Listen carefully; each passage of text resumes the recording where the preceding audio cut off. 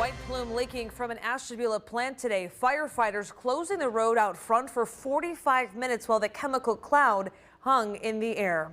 Thanks for joining us. I'm Caitlin McCarthy. There are a lot of questions tonight from people who live in the area and frustration from people who work at that plant.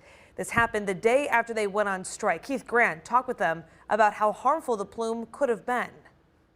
Something went wrong at this Ashtabula plant Saturday. A toxic chemical, titanium tetrachloride, escaping into the air. These photos showing the white plume over the facility. INEOS confirming the unplanned release to 19 News in this statement. The first to notice it, the workers on strike outside. They wouldn't go on camera, but their union rep, Steven Anzavino, did. To the right of that facility right there was a huge white cloud. The workers picketing at this plant got a front row seat. They say the plume appeared just before noon and hung over this facility for at least an hour. 5 minutes after the release, the alarm in the facility went off. Workers say that alarm carries for miles, warning the area of a potentially dangerous hazard. The CDC says titanium tetrachloride can cause irritation to your eyes and skin.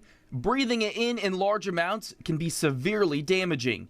The plume's path missing the striking workers. If the wind direction was blowing at us, all of that would have went into our lungs. INEOS says workers inside immediately contained the release once they spotted it. The striking workers say this happened because they aren't in there. We believe it happened due to the inexperienced operators that they have in there, not knowing exactly how to mitigate an issue that they had when the experienced workers are out here on strike. INEOS's statement made no mention of what caused the release. Ashtabula Township Fire says it closed Middle Road for 45 minutes out front during the leak.